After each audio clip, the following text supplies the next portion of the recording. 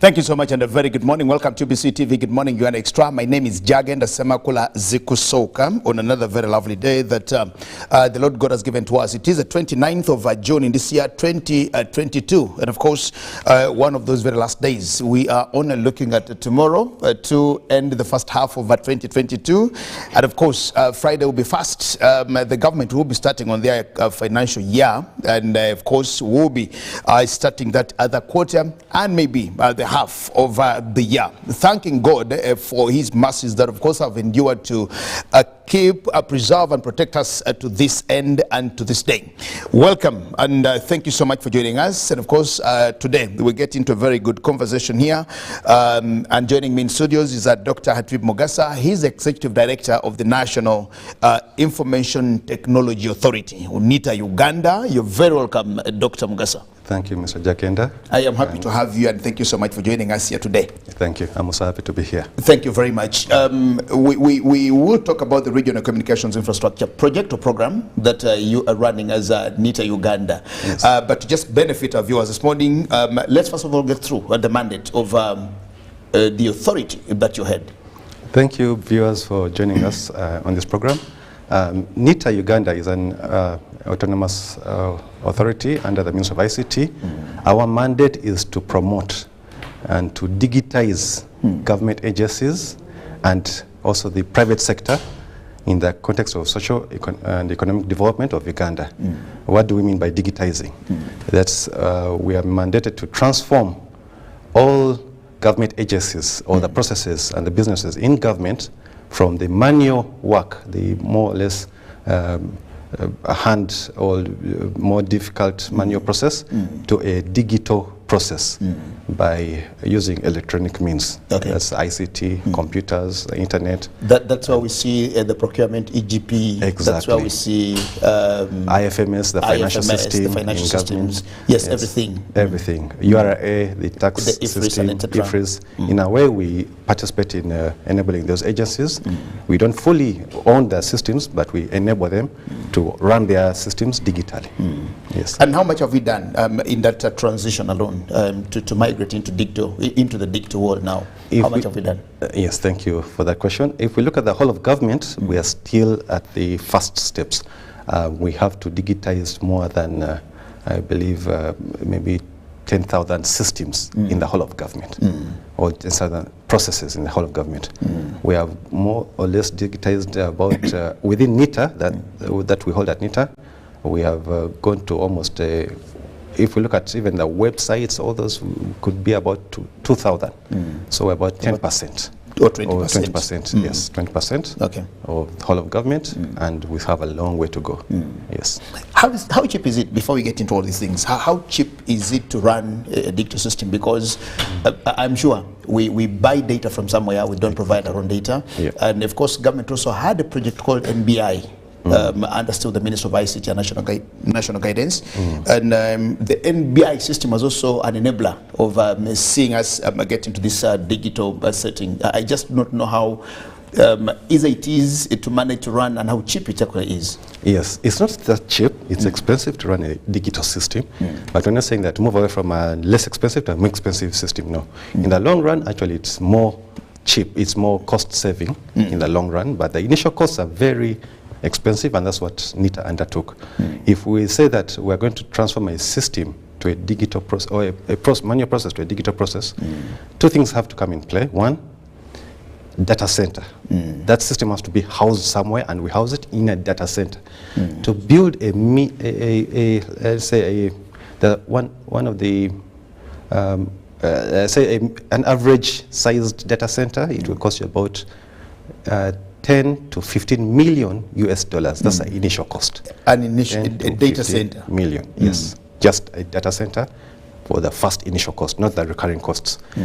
NITA has built a national data center for all of government.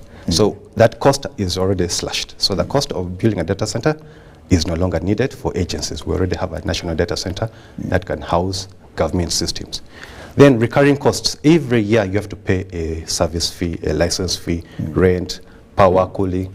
Each year on average you will pay about 500,000 US dollars for that $500,000. average size database. 500,000. NITA in the data center will only cost government 14,000. So instead of 500,000, you're paying 14,000, or that's what government is paying, 14,000 for power, a license fee, cooling. These machines consume a lot of heat. We haven't even talked about the cost of internet. That's just the initial costs. Then the cost of internet, we brought that cost down from, it was about $1,250 for 1 megabyte per second per month. It has been now, it will bring it down to $70. But with this project that I'll be talking about, we're even intending to bring it much lower to, I do not say the amount, but we intend to bring it lower to a very affordable cost. Okay, and I think, well, now you give me very good history and a very good background in there. So let's get to the Regional Communications Infrastructure Program, with the RCIP that we talk about here. Yes. What is it, and of course, what does it come to do? What does it come to aid us? Yes, RCIP or RCIP, Regional Communication Infrastructure Project, was a project funded by the World Bank. What it came to do was two objectives. One, reduce the cost of internet and cost of doing business digitally in Uganda. Two, enable efficiency in government. And those were the main objectives of the project. We have halfly done the first part. When we started the RCIP, it was 5 years ago, and the cost of internet was $300 for 1 megabyte per second per month. We're now at $70, and at the end of RCIP is coming to an end in August, we intend even to reduce that cost lower. That will reduce the cost of doing business. That means that if you have to set up a business in Uganda, you're not going to be spending a lot on doing business with international parties or on the cost of internet. You'll have the same speeds, same quality of service, and same price, or even cheaper as developed countries. So you can set up your business here in Uganda and operate as if you are in a developed country. Then also the cost of, the second objective, efficiency. We have deployed systems, the EGP, e-procurement, e-procurement, or the electronic government procurement system. It has enabled governments to operate when we're in lockdown. We knew the challenges of submitting your procurement to government, but this has been very well adopted. Service providers will submit procurement bids in the middle of the night, and we receive them on the system.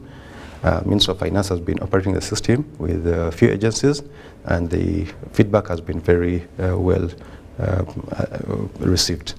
So those are some of the benefits of RCIP. But we are extending further to the last mile. I think last mile brings us to a much more footprint in Uganda. When we started RCIP, we only had about 500 government agencies connected.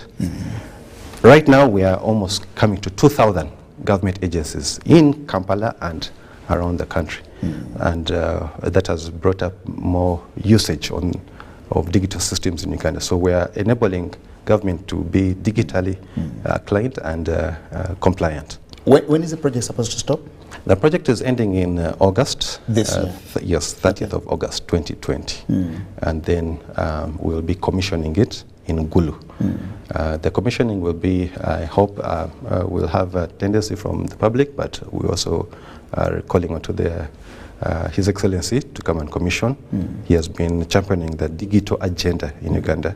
And in Gulu, we will see how it has been adopted, how it's transforming Gulu. Digital solutions should not just be in Kampala, no. We're saying that it's for the whole of Uganda, and Gulu is one of our showcase areas that will be showcasing the digital solutions. And how is it all playing out in NDP3, for example? And I just want to know how funded you are, the funding priority from the government, because we need to accept that we're moving into the digital space, and of course NITA Uganda is championing or anchoring us into that. I just want to see the priority that the government puts into NITA itself, how you're funding, how you funded, and also to see where you are in NDP3, because by and large, that's one of the issues that we're working on as a country. Yes, NDP3, or the RCP was aligned to NDP2, which we also just ended. And we are extending RCP2, or the second phase of RCP, into NDP3. NDP3, there are pillars. It's on chapter 14 of the NDP3 roadmap, where NITA has a mandate to connect 100% of districts in Uganda. With the NDP2, or the RCP that we are terminating, we reached 60 districts in Uganda. We have 60 more, or roughly about that number, which we intend to do in the second phase of RCP, or the RCP project. So with NDP3, we'll connect the whole of Uganda with the national backbone infrastructure. We will extend these services. We're now focusing on e-government services, extending services for NIRA, it's not just for NITA, or services that are hosted by NITA, but of other agencies. So NIRA services registration shall be done in any place on the map of Uganda. URSB business registration. URA, we have connected all the borders. I believe 19 points on the border connected to the NBI, but we intend to even extend further to the porous borders. Ministry of Health, there are so many systems that we intend to also bring onto board, and education. So there are some sectors: health, education, justice, law and order, and I believe I can't remember the fourth sector, but there are some sectors that have been prioritized, and they also priority in NDP3, agriculture and trade. Yes, agriculture and trade, all those are going to be supported in the next phase of RC. Okay. Status of NBI, are you the ones running NBI as NITA, or it's the ministry itself? It's NITA that runs the NBI. We implement and manage the NBI. The Ministry of ICT is a policy body that guides on how this NBI to oversee what happens. Yes, overseeing, and we report to them. So, yes, and what's the status of NBI? The status of the NBI is we're at 60 districts right now. Okay. Utilization, we have 2,000 MDAs, or roughly, it's 1,980, but by August we intend to hit 2,000. MDAs, these are ministries, agencies, and departments that are connected directly to the NBI, and also the private sector. We do not compete in the private economy, because we will be constraining the private players, but we enable them compete. So we commercialize it through a commercialization partner who sells now to I believe there are 22 internet service providers. We sell to 19 service providers. So the private sector also utilizes the services of government through the NBI. Okay, well, that's very important. Now back to the Regional Communications Infrastructure Program or project. You said it's a World Bank funded project? Yes. It was. And it's had a few achievements already. How do government agencies get into it? How are they supposed to utilize it and get on board and to see that they actually leverage on what you're doing? Yes, under this project, when we were implementing it, we realized we had some challenges as government, as a new adopter to technology. Of course, there are some challenges. We have agencies running their own systems, running them the way they feel is the right way for them. So one thing that we did before even we begin implementing and rolling out fiber, developing solutions, we built a framework, or we designed a blueprint of how systems in government must be operated. It's a e-government interoperability framework. It was rolled out, and we are promoting it to enable us roll out systems better.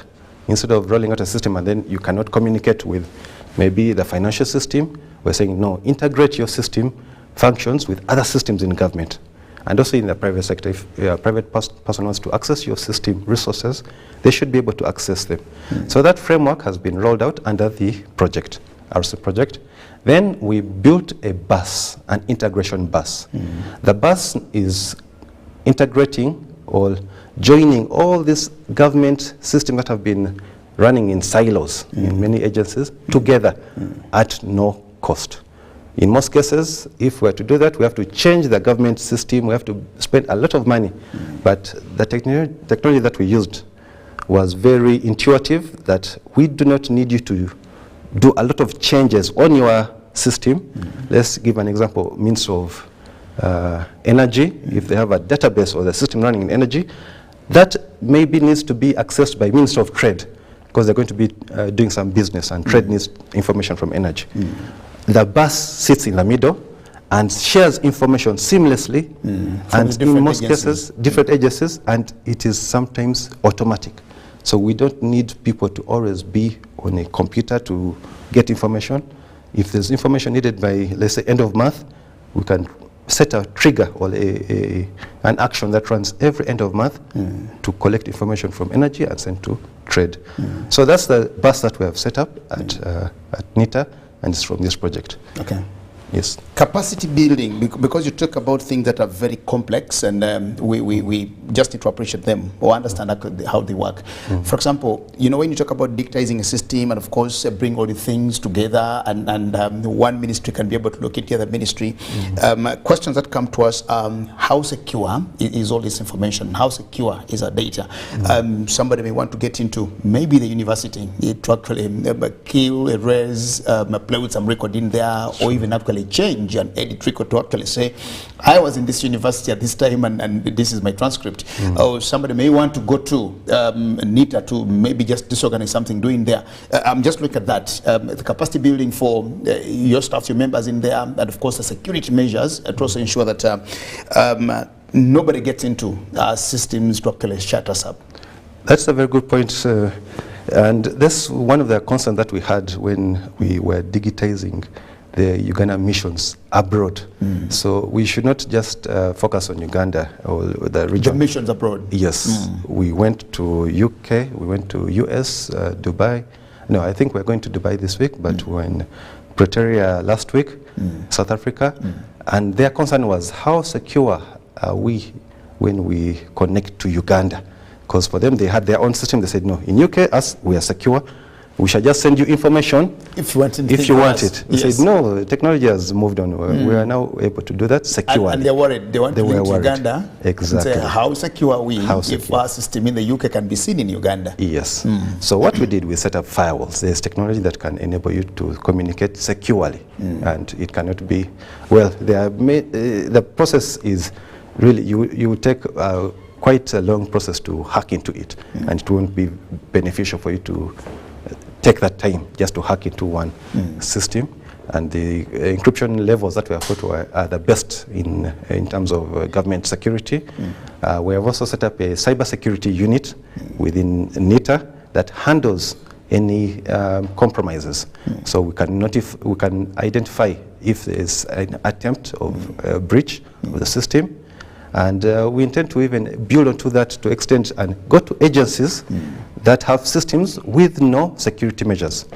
We have a blueprint, a National Information Security Framework, that was part of the documents that we designed. Those agencies must follow guidelines to secure their systems, but if they do not follow, the NITA comes in and enables them or enforces them, first educates them, because they could not be aware of the risks of deploying with no security measures. Then it enforces in more or less a positive way. We're not saying that we're coming to police you, no. We will come, enable you, and provide you the right equipment. If you don't have firewalls, we intend to provide firewalls for your systems. If you don't have a sufficient communication channel or secure channel, we secure it for you. Encrypt it and secure it, and all that is supported under such projects. So we're doing a lot of work in terms of security, and we are sure we can guarantee that the systems now are much more safer than they were 5 years ago. Well, that's very important. And it's just 32 minutes after the hour of 9 o'clock. My guest in studios is Dr. Trib Mogasa. He's Executive Director of the National Information Technology Authority, NITA Uganda, and of course he's here with us. I talk about a very good project that they are working on, running the regional communication infrastructure project that is ending in just August. 2 months from now, by the end of August 2022, of course. And he's here to educate us and tell us how far and how much they've done with that. We'll take a break and return shortly thereafter and continue with the conversation. Stay tuned. Live from UBC Studios in Kampala, this is Good Morning Uganda Extra. The Tales of Kasozi, brought to you by Uganda Communications Commission. Hello? Hello? This is Kasozi. How can I help you? Hey, Kaso's my brother. Long time. We last met when we were at campus. It's been a while, but you are the person I'm looking for. Campus? Really? Hey, you don't remember me? Okay, so how can I help you? I'm stuck in Gulu making millions, and I need to urgently send money to my sick mother. But I can't find any mobile money agent near me. I've sent the money to your phone, as you can see the message. It might take a few minutes to come through, but I urgently need you to send the money to my mother. Let me send you her number, and you send it to her chap. My friend, I'm afraid your mom is going to die. What? Because I don't know you, I never went to campus, and I'm also in Gulu. So can we meet at CPS, we talk about it? Stay tuned for what Kasozi does next. Tofera. Refrain from unnecessary engagement with strangers over the phone. This message is powered by the Uganda Communications Commission. Football packages, great entertainment, sports, local content, telenovela, the movies. There is something for everybody. Go TV, this is where great stories live. Get the best entertainment for any budget. With GoTV, you will have great entertainment for as little as 13,000 Uganda shillings per month. GoTV, great stories, Zidiwano. GoTV Uganda, love it.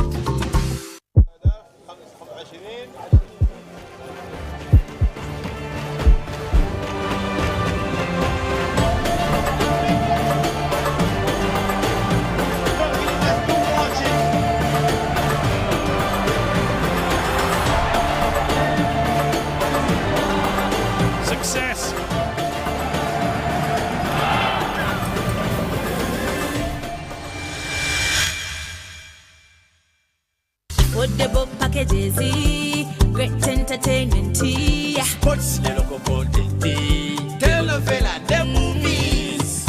There is something for everybody. Go TV, this is where great stories live. Get the best entertainment for any budget. With GoTV, you will have great entertainment for as little as 13,000 Uganda shillings per month. GoTV, great stories, Zidiwano. GoTV Uganda, love it.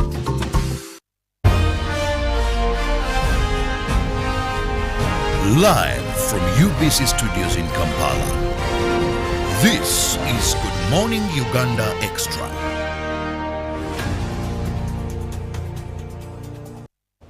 Well, thank you so much and welcome back from that short break. My name is Jagen Nasemakola Ziksoka on Good Morning Uganda Extra right here on UBC TV on this Tuesday morning, the 29th of June this year 2022. And of course with me in studios is Dr. Hatwib Mugasa, the Executive Director of NITA Uganda, talking about RCIP or the Regional Communications Infrastructure Project that NITA is currently implementing. Dr. Hatwib, just before you took a break, I had something to ask you, and of course I just want you to help us understand what data is. You gave me some statistics here of how much it cost, megabyte, etc., etc. Now, because many of us, at least on internet, majority of us Ugandans have smartphones, and we know how to buy MBs, share with me some MBs, I need to get some MBs, I need to get some GBs or whatever that is. Yes. We just know what MBs are. Yes. We know that once you have MBs, then you can do anything that you want with your phone. What is data to start with? Thank you, Mr. Jagenda, and I will put it in the most simplistic way. Data is 0 and 1. Just 0 and 1. a bunch of zeros and ones. So when you want data, when someone is asking you to send them data, you're buying zeros and ones. Just simple. That's the most simplistic way that I can put it in. But now, how do we translate this to the layman's language? Well, the technical side, that is what it is, just zeros and ones.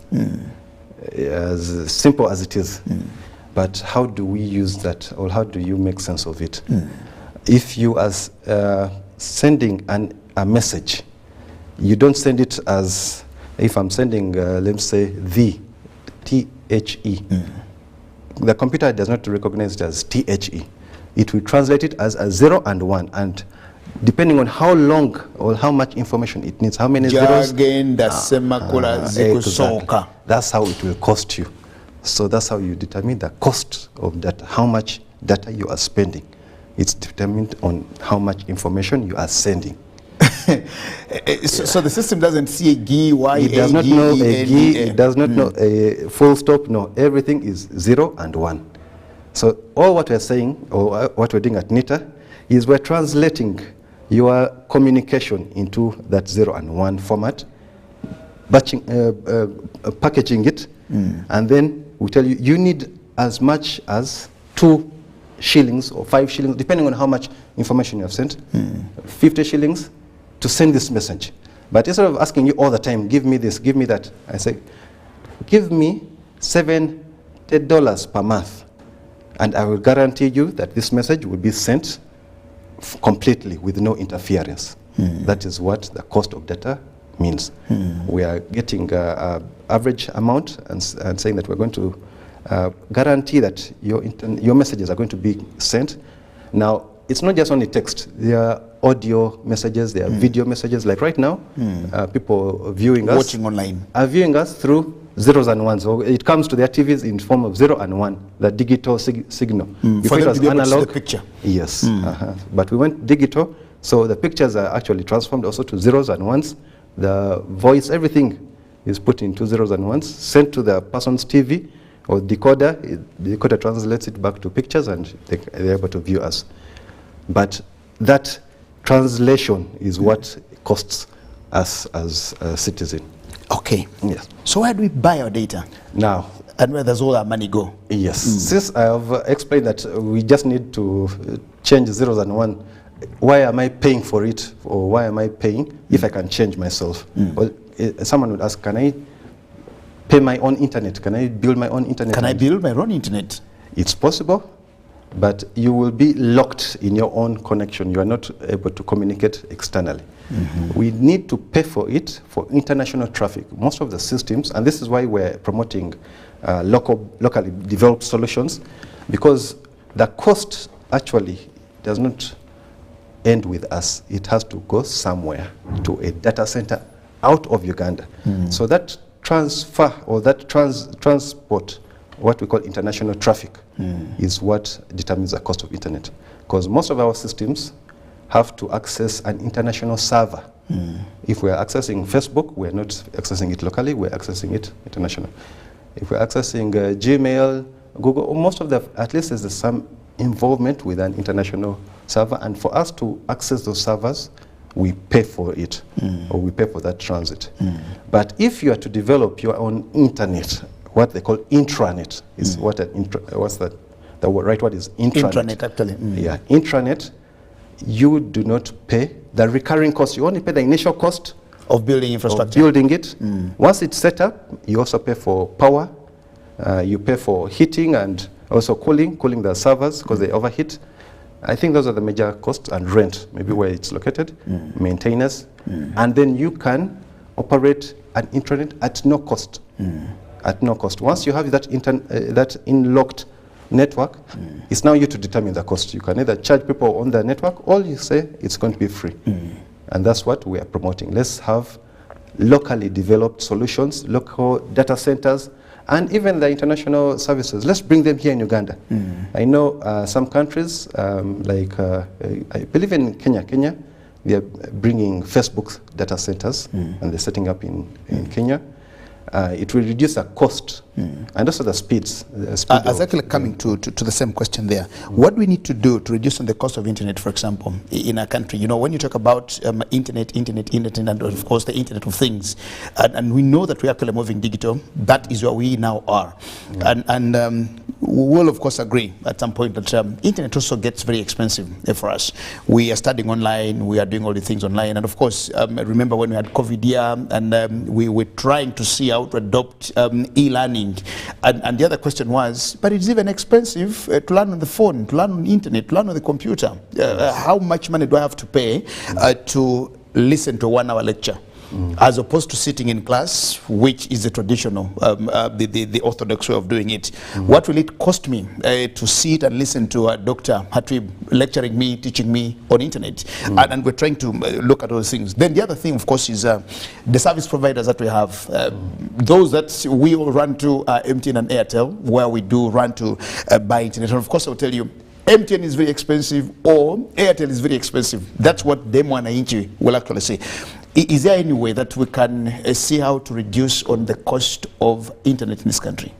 Yes, the first thing that we have to do is work as government on a policy or a cost structure, like how we have voice. We don't have a new telco cannot come in and charge this exorbitant price on the charge of cost of voice. That should also be set for data. We're working together with UCC, Uganda Communication Commission. That's the body that's mandated to regulate communication within the sector, and also the spectrum distribution and the pricing structure. But for internet, where it has not been that well regulated, and with the recent engagements we're having with the Ministry of ICT, we intend to enforce a maximum amount that these telecoms can charge for cost of internet.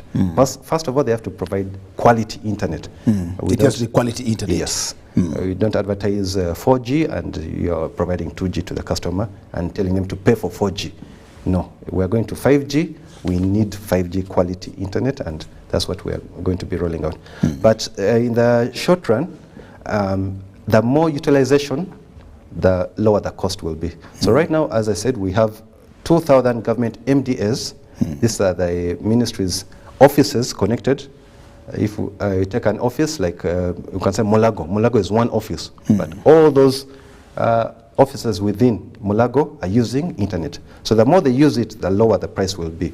And the more the other government agencies also transform digitally, then the price also will come down.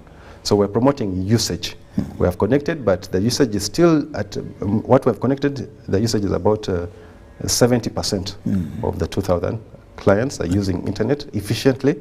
We're saying, no, utilize this service for government, and then everyone will benefit by us reducing the cost. Okay. Earlier this year, we launched, not launching, I could say, but the development of fast satellite. You remember, we talked about that, and we got excited about satellite. And I just want to know from you now, from an expert angle, what does that do to us? What does that mean to us?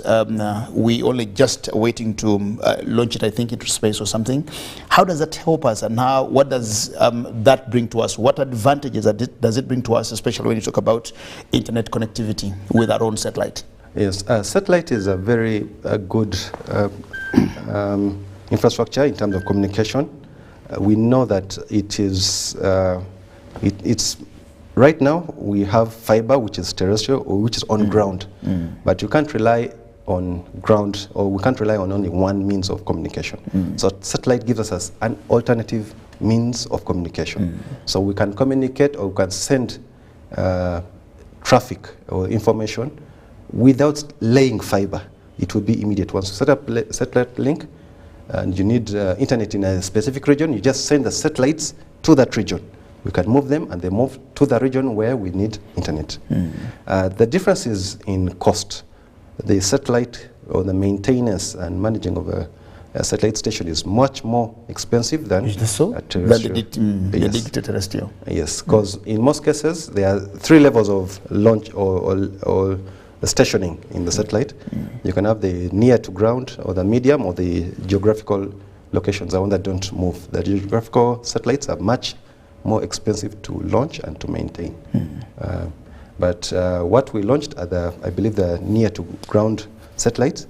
Those are much affordable to launch, but every other time, I believe every year, you need to either pull it down, maintain it, and launch it back. So it's not a one-off activity. You have to keep relaunching them. So that cost of relaunching is expensive. But also they are affected by weather.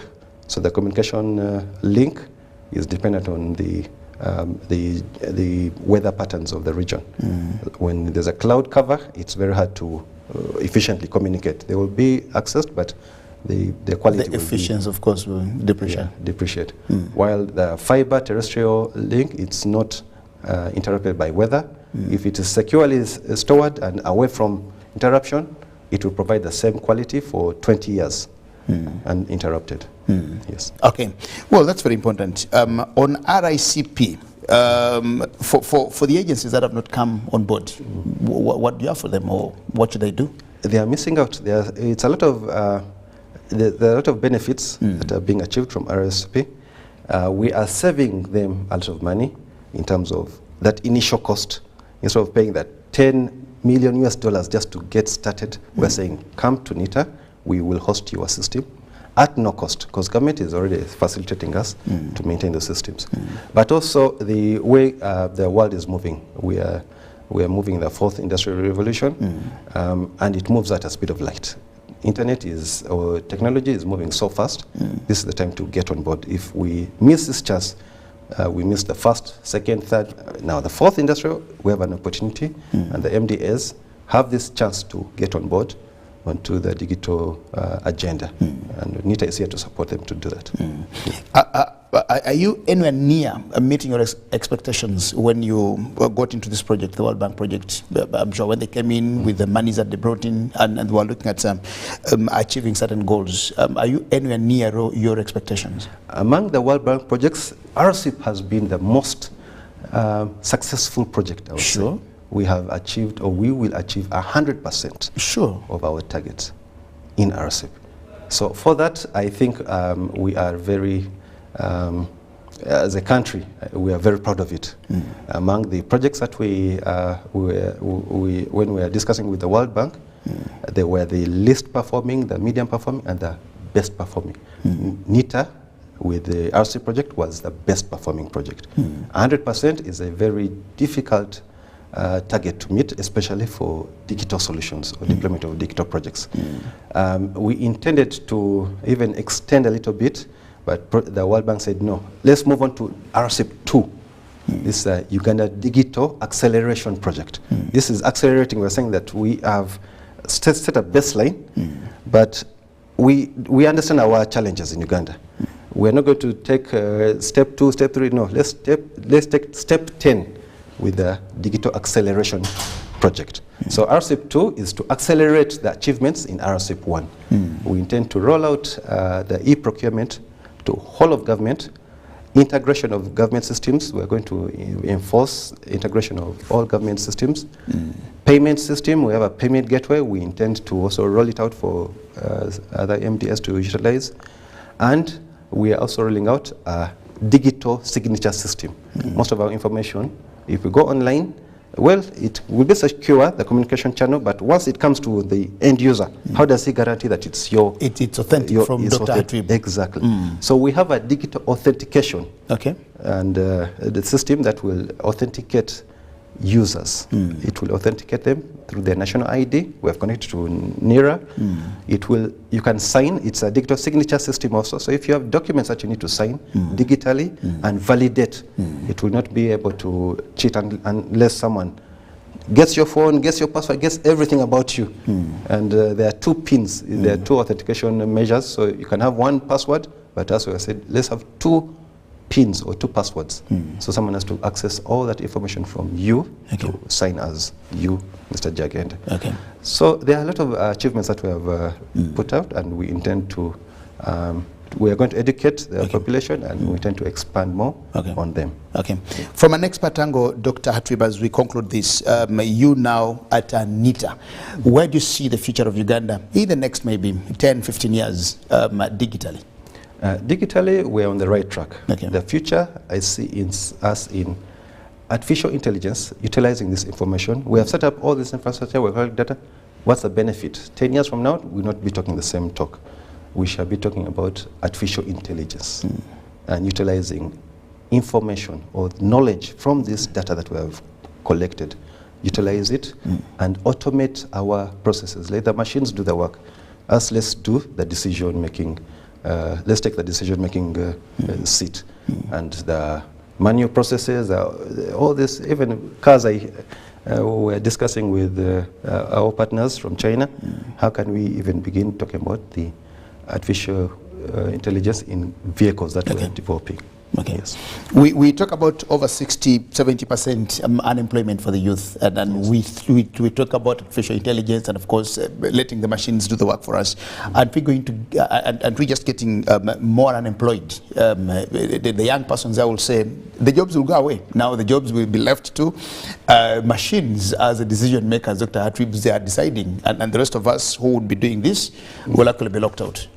I have no worry on that. I'm very happy to debate with the youth especially, and they are they're more motivated to see things. To listen to that conversation. Yes, they don't want to walk around with papers, go to offices, sign here, sign there. No, so I want to just press a button and get my work done.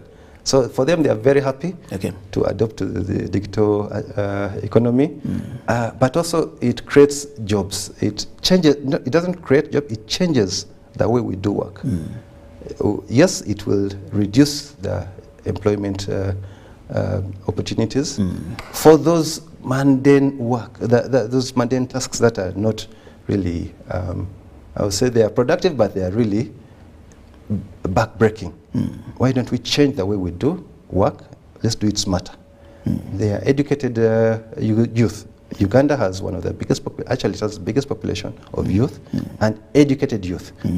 We had a delegation from Korea 2 weeks ago where we met with one of the innovation hubs, and all what they are saying is we have the skills, we have the ideas, we don't have that breakthrough. We can't break through into the business world, or we can't make this idea productive. So how can we as government help them? So with this digital work that we're doing at NITA, that's how we shall help them, and they are very happy to move away from the way we do work to a smarter way. Final comment? Final comment, we are NITA, National IT Authority of Uganda. We're here to digitize, connect the unconnected and transform our country from a formal peasant to from an informal and a predominantly peasant economy to a more knowledge-based and formal economy. Okay. Thank you. Thank you so much, Dr. Hatrib Mugasa, Executive Director, National IT Authority Uganda, and of course the project that you're working on here, the RICIP. Thank you so much. And of course, from what you say, our future, the future of a digital Uganda is very elaborate, and I think it's a bright one right out there. We'll stop the conversation. Thanking you again. My name is Jagenda Semakula Zikusoka. It is a Wednesday today, and of course at 10 o'clock, don't miss Charles Odongtho with Behind the Headlines. We'll return tomorrow. For God and my country, stay blessed. Good morning. Live from UBC Studios in Kampala. This is Good Morning Uganda.